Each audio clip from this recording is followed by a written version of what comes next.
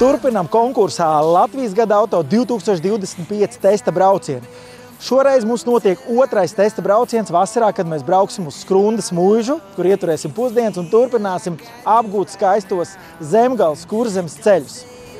Es teiktu, ka viens no galvenajiem punktiem ir dastera atgriešanās, kas ir manā uztverē, tieši ja mēs runājam par Latvijas tirgu, interesants un tāds pirmais jau iespējas ir iegūts arī labs. Protams, interesanti ir Passata jaunā versija, kas ir pamatos salikts auto ar universālu virsbūvi un neskatoties zaļo kursu ir tāpat pieejams dīzels. Tiguans, manuprāt, ir tirgus vienkārši ikona, kurš šobrīd iet uz ļoti labiem pārdošanas rezultātiem. Kia tas droši vien būs atkal nišas produkts, jo ir viens no pirmajiem kandidātiem, tāds liels mašīnas klasē elektriskajā versijā ir arī ļoti interesants un jātestē. Tam pat blakus uzreiz ir Volvo ar savu mazo repliku pretī. Tā kā arī tur tiem, kas skatās uz elektrību, arī būs ko izvēlēties. Cupra ar savām, dizainiski ļoti glītajām mašīnām, bet droši vien, kad tomēr uz tādu specifiskāku varbūt tirgus nišu, ļoti raibi, ļoti interesanti būs. Noteikti būs interesanti, būs ko testēt, būs ko salīdzināt, un es domāju, ka būs arī cilvēkiem, ko izvēlēties un pirkt. Kurzemes pusē ar pašiem jaunākiem auto un Latvijas gada auto pretendentiem mēs pārbraucām pāri Ventai, redzējām Ventas rumbu un tagad ieturējām ļoti garšīgi maltītes Skrundas muižā un dosimies tālāk testēt pašus jaunākos auto Latvijā. Ienāc gada auto.lv, paskaties fórumā, tur var redzēt individuālās atsauksmes par šeit redzamajām mašīnām un vēl daudzām citām.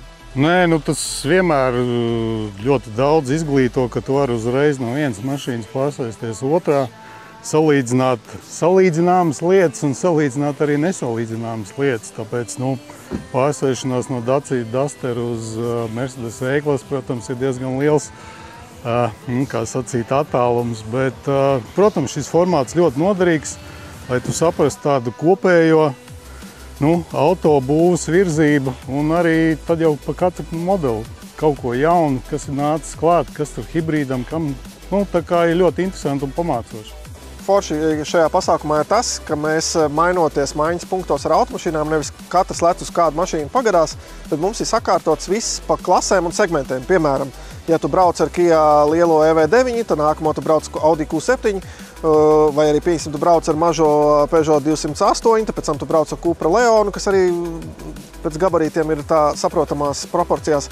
Tas ir īpaši labi tam, ka tu vari uzreiz salīdzināt līdzīga segmenta mašīnu, un arī šādi salīdzinošie pasākumi ir ļoti noderīgi šim, jo citkārt, ja tu esi vienu nedēļu izbraucis ar vienu modeli, bet tam 2-3 nedēļas vēlāk tu brauc ar tā konkurentu, tev jau grūti atcerēties precīzi, kā tur tā balstē, kā uzvedās tam iepriekšējiem, bet šeit, kad tu uzreiz mainies uz tā paša segmenta tikai citu modeli, tas ļoti precīzi ļauj nolasīt šīs te atšķirības, ja? Piemēram, mums ir divi tiešākie konkurenti, Volkswagen Tiguans jaunais un arī jaunais Škoda Kodiaqs. Un tad ir interesanti, ja iepriekšējo reizi mums bija Kodiaqs ar adaptīvo piekaru, kur tu var mainīt komfortu, normālu un sportu, tad šeit mums ir vienkārši parasto balstiekārtu, kur ir vienkārši tā kā normāla režīms. Un tad, tad tu redzi, kad tam, kuram bija adaptīvā piekara, piemēram, Kodiaqam, tas var būt pa tādiem mūsu nelīdzeniem ceļiem, ļoti tāds maigs, tāda ūdens gulta bez mazvai. Bet šajā normāla režīmā, kurš ir arī vienīgais šai mašīnai, kurai nav adaptīvā piekara, tas ir patiesībā ļoti labs balanss starp šo tādu savāktu braukšanu un arī gana komfortablu mūsu ceļu nelīdzenumiem. Un tāds pats ir arī jaunais Tiguans. Un līdz ar to cilvēkiem izvēle pieņemsim starp Kodiaqu un Tiguanu diezko viegli nebūs, jo nav jau tā, ka Škoda būtu būtiski atpaliktu kvalitātē no Volkswagen. Tagad jau tā marka jau ir patiesībā diezgan sekundāra. Teiksim, ļoti labs piemērs ir tas pats Kia EV9, kurš ir, tas nav tik dārgs kā Q7 hibrīds, kas mums šeit maksā 110 000. Tas Kia EV9 ļoti tālu no tā Audi Q7 neatpaliek cenā. Bet arī salonā, protams, tur nav tādi izsmalcinātākie materiāliņi kā Audi, bet tajā EV9 tu patiešām jūties kā tādā lielā linerī. Tev ir visas vismodernākās ekstras, arī visi ādas saloni, bet joprojām ir tas jautājums, vai par Kia tādu naudu būtu vērts maksāt vai nē. Bet šeit jau arī ir tā atbilde, ko es iepriekš teicu, Škoda un Volkswagen, ja, ka tai markai un tas, kā mēs to marku līdz šim esam uztvēruši, vairs nav tik būtiska nozīme. Daudz svarīgāk ir vērtēt to pašu piedāvājumu, kas tas ir, jo 7-vietīgs, elektriskais, milzīgs, kaut ko tādu var dabūt brīvi tikai Amerikas tirgu. Eiropā mums jau būtībā alternatīvu, vismaz elektriskajā 7-vietīgie lielie apvidnieki pagaidām nav. Ja mēs sākam no apakšas un tā kā vairāk noliekam līdzās mūsu Latvijas tirgumu un mūsu Latvijas iedzīvotāju pirktspējai, skaidrs, ka Dacia Duster. Tur ir viss gan pareizais izmērs, pareizā automobīļa klase, gan arī cena. Un galu galā gan tā sniedzamība, gan arī visas tās utilitārās lietas, ka to mašīnu izmantot pilsētā, ārpus pilsētas, uz šoseju, meža stigā vai uz lauka grāmatas seguma ceļa. Tā kā tas ir numur 1, es domāju, kad kam Latvijas pircēji jau pievērš uzmanību, noteikti pievērsīs balsojot to savu maku. Skaidrs, ka SUV klase ir noteicošais formāts. Tā kā šis segments, kur šajā gadā ienāca gan jaunais Tiguans, gan jaunais Kodiaqs, viņš ir ļoti pieprasīts. To arī parāda Tiguan ļoti veiksmīgie pārdošanas rādītāji, kas viņi ir ne tikai uz Baltijas fona, bet arī pat uz Eiropas fona. Viņi pārsteidzoši labi, kur atkal ļoti labi nospēlēja šī te starta cena, kādā veidā pievilinātos pircējus. No tām, ar kurām es braucu, man teikt, būtu jānosauc kaut kāds top 3. Tad, acīm redzot, tas varētu būt Kia EV9, kurš man šķiet, ka ir lielākais, varētu būt arī smagākais pretendents, kurš izmēra ziņā iekabina vienam otram mikroautobusam vai mini vienam. Bet tāpat laikā tas ir ļoti, ļoti komfortabls, ļoti stabils, dinamisks arī, lai cik tas dīvaini nebūtu. Tas tiešām pārsteidzoši. Otrs šajā top 3 varētu būt Škoda Kodiaq, kas man arī ļoti pozitīvi pārsteidz, jo vispār es tāds Škodas fans nekāds baigais neesmu.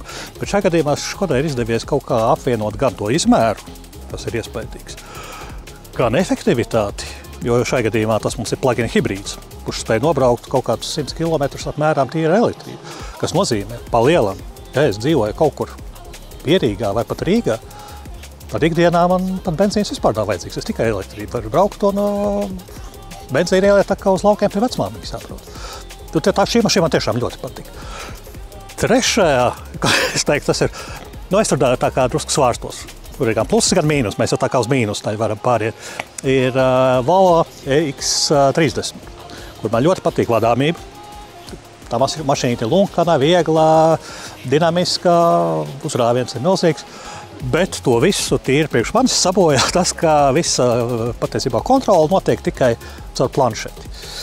Sauciet man varbūt pārāk vecu, konservatīvu un tā tālāk, bet man īsti tomēr nav pieņemami, ka pat cimda nodalījumu es varu attaisīt tikai caur planšeti. Nerunājot arī par avārijas signālu. Tas tā īsti, tas bišķi to labo iespēju sabojā.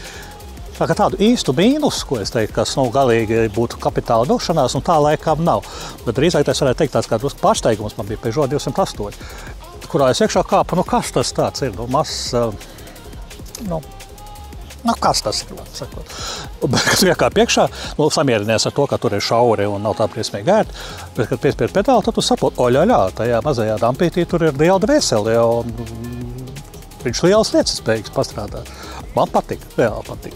Cenām ir līdzīgi tā kā sieviešu volejbolā, ko tu nevari nekad paredzēt, uz kura pusi tas ies un ar ko tas viss beigsies.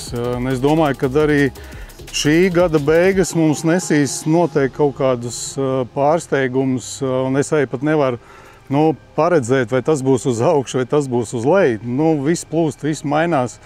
Vienā brīdī mēs visi ejam tikai tādā 100% elektroautomobīļu virzienā. Tagad mēs redzam no daudzu lielu autoražotāju paziņojumiem, kad tiek investēti milzīgi naudas līdzekļi iekšdedzes dzinēja attīstībā. Tāpatās arī par tām cenām. Grūti kaut ko prognozēt. Plus vēl Eiropas autoražotājiem jācīnās ar Ķīnas autobūvu, kas šobrīd ir ļoti spēcīga. Un skaidrs, ka Eiropa grib noturēt mūsu Eiropas autoražotājus tādā labā, veselīgā konkurētspējā, tā kā grūti prognozēt kaut ko. Šodien tiekās Latvijas gada auto žūrija, bet 31. augustā tieši šeit pat mēs tevi gaidām uz ikgadējo jaunu auto testa braucienu.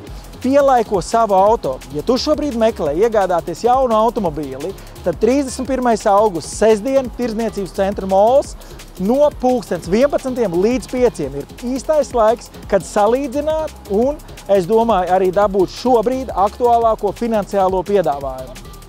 Man liekas, ka tā ir izcila iespēja, ka cilvēks, ja viņš ir nonācis līdz kaut kādam savam top 3, un ja viņš var klātienē ar tām mašīnām izbraukt, varbūt pat aprunāties ar katras konkrētās markas pārstāvi, man tā liekas, tā ir win-win situācija.